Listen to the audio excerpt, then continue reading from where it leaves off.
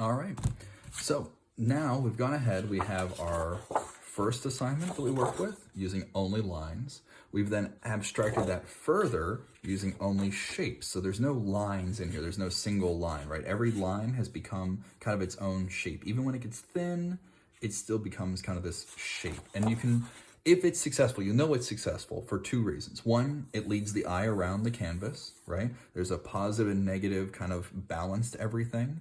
And also, you should be able to kind of switch your eyes between the positive and the negative space. You should be able to see white space on top and black space in the bottom, and then kind of switch your vision and see the white space in the bottom and the black space on top. If you can switch like that, then you're probably at a good sense of balance. So even mine, I'm still looking over at this negative corner here, and I think I need a little something more.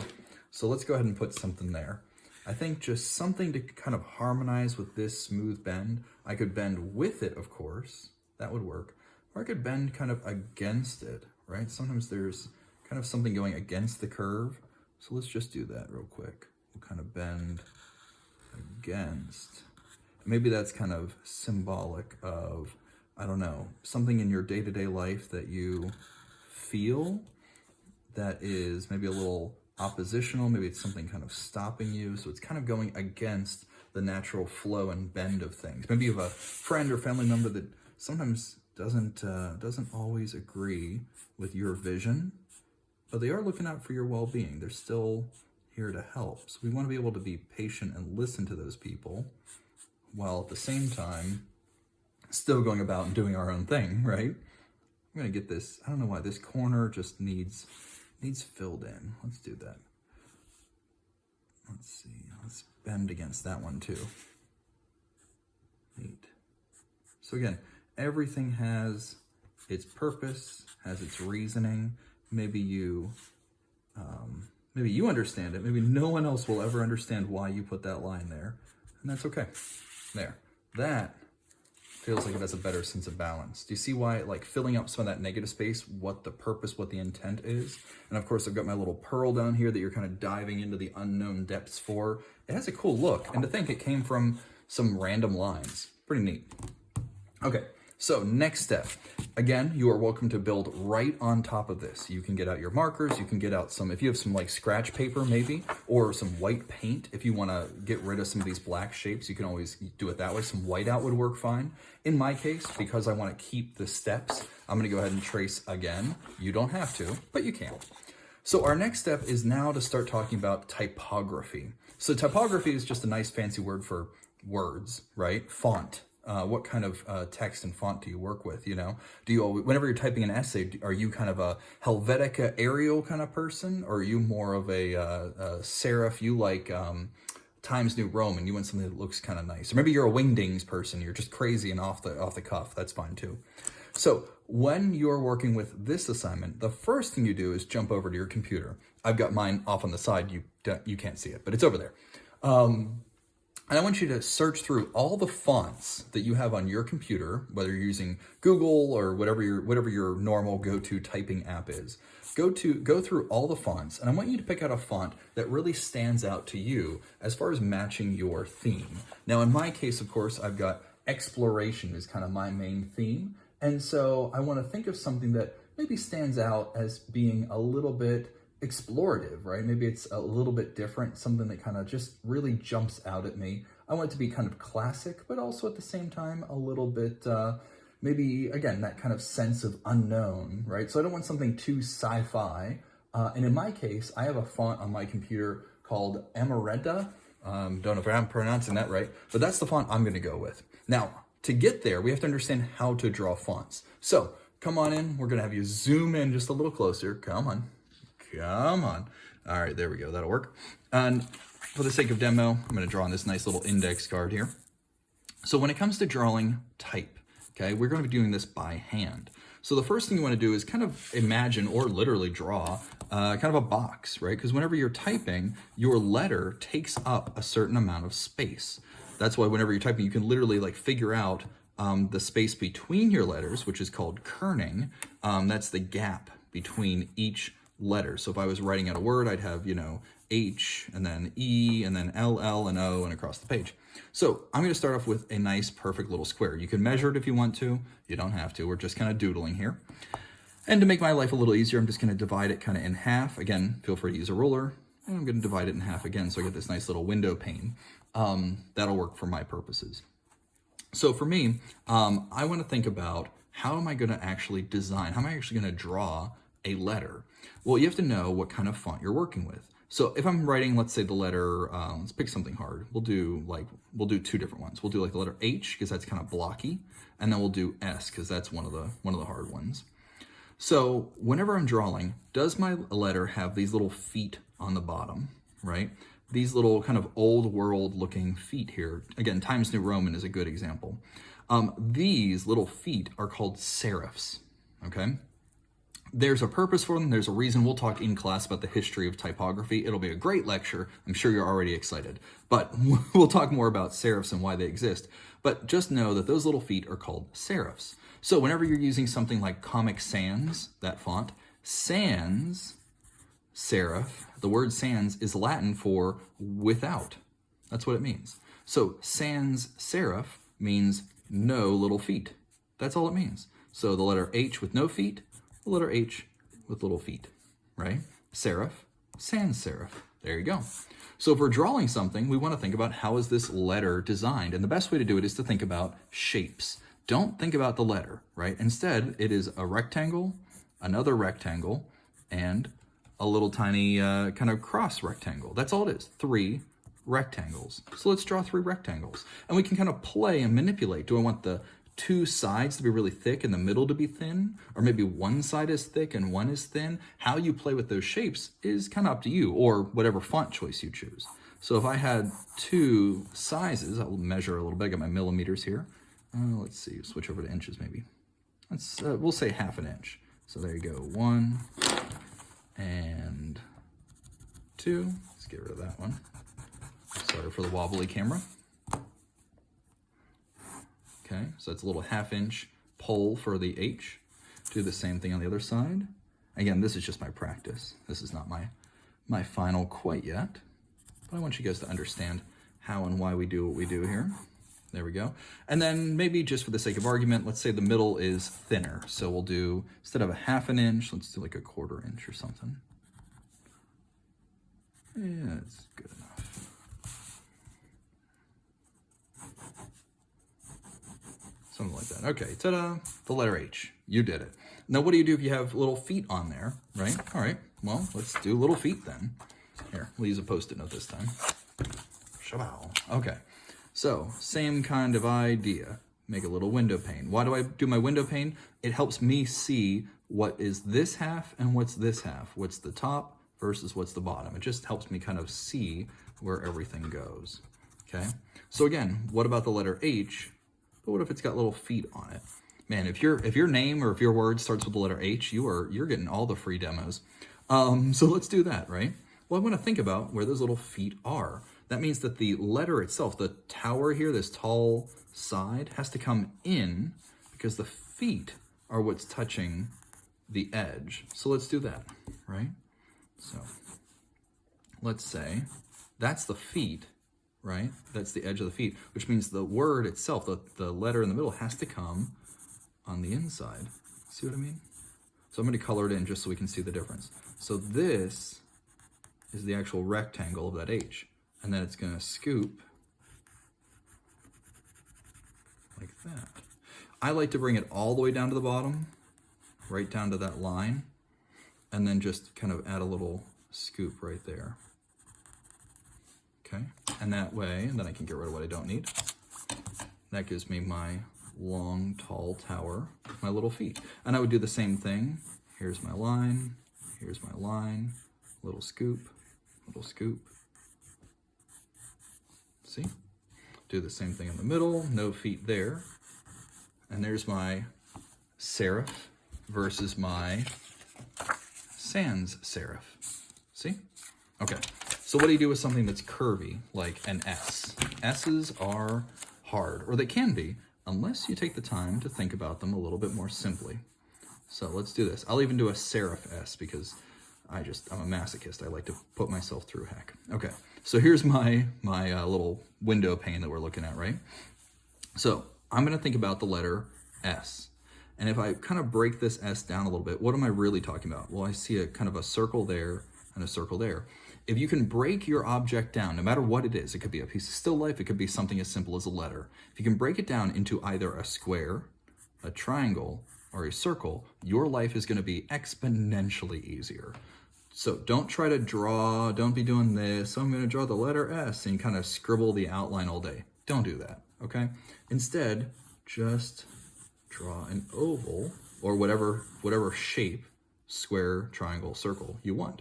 How do I draw an oval like this? Well, I'm definitely not doing this little inchy along here. Don't do that. Instead, let's say I want to draw another oval down here. I'm thinking about the top point, the bottom point, and the two side points. I'm imagining kind of this connection, and then I'm imagining kind of inflating it a little bit. Sound effects help. I'm imagining inflating it so I get this kind of curved edge, curved edge, curved edge, and curved edge. Then all I'm doing is drawing that. If I don't get it right the first time, I'll get it eventually. I just go around and around like a hurricane or a tornado, around and around. Okay? Now here's the key. That's definitely the number 8, but can you kind of already see the S in there? It's in there, right? Okay? Because we simplified it down. We're not drawing the letter S, we're drawing 2 ovals. Ovals are easy, right? Ovaltine. Okay, so now I want a serif. So I'm gonna draw a line kind of on the side right there, a line on the side right there. Here's my little scoop. And really all I'm doing is going from the middle here, scooping around. Middle, scoop. Start to see it a little bit? All right, let's go from the top to the bottom, excuse me, with a little kind of inside. That way it'll get kind of thicker and thinner.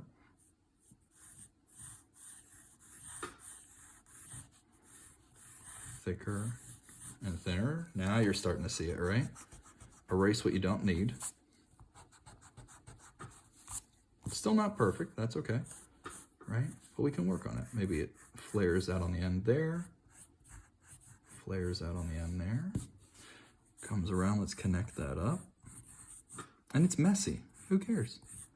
Because when you're done with whatever letters and words you're gonna come up with, when you're all done, you can then go back with your marker and ink it in, and then erase all these scratchy lines. Make it messy, who cares? We're gonna clean it up later. So, no matter how challenging, difficult, or whatever you're feeling about your letter, there isn't a single typeface that we can't design. And if you feel like you're getting stuck, pause, talk to me. Meet me in the Zoom classroom, wait until we're in our classroom in person. I will walk you through step by step how to draw literally any font. Just print it out, bring it in, and I'll help you with it, okay? So, now let's talk about the actual project.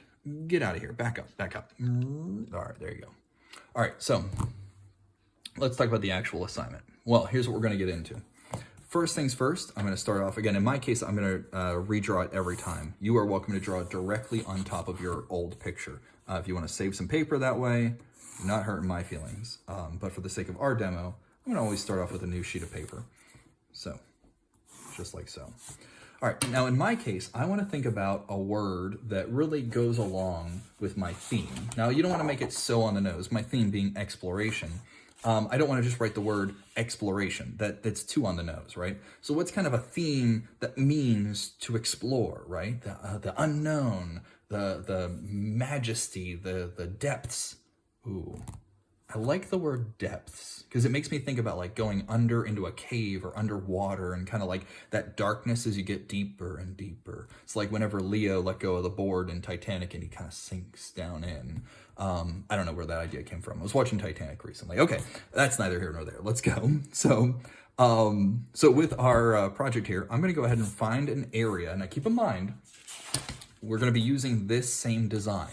Okay, so where in my design could I write the word depth? Now, the one big thing is it doesn't have to just neatly fit, right? It doesn't have to just kind of tuck up in the corner. It can, but I could have it so large that you only see like the D and the E and the P, And then the rest of it falls off the page. That's okay. You can make this as abstract as you want to, but we're starting thinking about letters, and then we're going to apply our design later. So thinking about the design, right? Where do I want to put a word? And we're going to kind of think about the words in the same way we're thinking about these positive and negative spaces, right? These shapes. What if instead of this curve, what if that was just the letter D, right? So anywhere you want to put this stuff, I think in my case, I want to put it in this kind of blank space here. I'm going to have it kind of running down the line right there, right? Something kind of in there. So that's kind of in this general range. I'm just going to do like a rough sketch here. And maybe, what do you think? Kind of like right to into the water. So right about there. So it's going to fit kind of in this region. Now we're going to write a word, a single word that kind of encapsulates this theme that we're working with. In my case, I've got 1, 2, 3, 4, 5 letters. I do want to fit them all for my design. Again, yours can run off the page. It can be going diagonal. You can have it really big and then really small, however you want. But in my case, I want these 5 letters. So a little bit of math, right? Let's check it out. So here I've got, looks like about 6 inches, but I've got 5 words. Well, that'll be fine because I want space between my words, right? So give or take, right? Let's say about 1 inch per word, maybe just shy of a 1/4 inch of a gap. Another inch per word. And again, little gap. 1 and a gap. And you can see how not precise I'm being. That's okay, because all this is going to get erased. Doesn't really matter. Yeah, that's about right. There we go. 1, 2, 3, 4, 5. That looks pretty good to me. Okay. Now, again, just like whenever we were drawing out our letter forms, I like doing the little window so I kind of see where the top and the bottom of everything is. So I'm going to do a little bit here. Let's see if this is where I want it to come to. Again, kind of roughing it in a little bit. Find out where that middle is. Let's see. So this is, I'm going to have them be like 2 inches tall. I think that, do some simple math here. Okay, and we don't need any of this. I'll erase the rest later, but just so you kind of know. And then let's do about 1 inch down. About 1 inch down. And let's line that up. So that's about halfway. Okay, so I got my top, my bottom, my left and my right. And again, if you want to go through the hassle of actually doing the little window here, doing the kind of the center, I find it helps. You don't have to. You can freehand the whole thing if you want to. But doing this project is about precision, right? So taking the time to really make sure that you're matching, hand drawing your font. It's not just out of a computer. You're not just printing it and tracing it. You're taking the time to actually draw it. Because at the end of the day, this drawing, this painting, this creation that we're making, whatever it ends up being, this is kind of a work of your efforts. My goal is that you end up with a single final project that you like so much you want to hang up in your house. A work of art that's yours, not something you just went out to the store and bought, something you created, right? So now I'm going to go through and hand draw my personal font that I've chosen in the same fashion that we've done over here, right?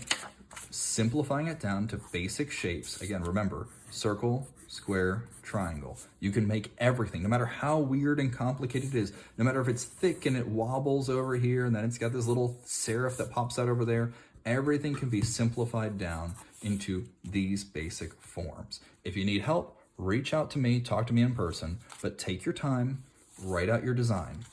When you're done, right? When you're done, then we're going to go back to the old drawing board. We're going to take our old project. In my case, I'm going to trace it. In your case, you might be working directly on your canvas. That's fine. And we're going to, again, kind of retransfer over everything that you've got. Some things might get lost in the process. You might say to yourself, you know, now that I look at it, I don't really want that line there anymore. That's okay. It doesn't have to be there, right? You can definitely lose and add things along the way, but we're now adding in some text, some typography into this graphical design shape that we're working with. When you're all done, just like before, go ahead and keep it solid black and white shapes. Color it in, keep everything kind of crisp and clean, and then make sure that you have a nice level of craftsmanship, good clean edges, okay? When you're all done, you'll turn this in, and then we'll move on to step 4. I'll see you guys then. Thanks for joining me. Bye, everyone.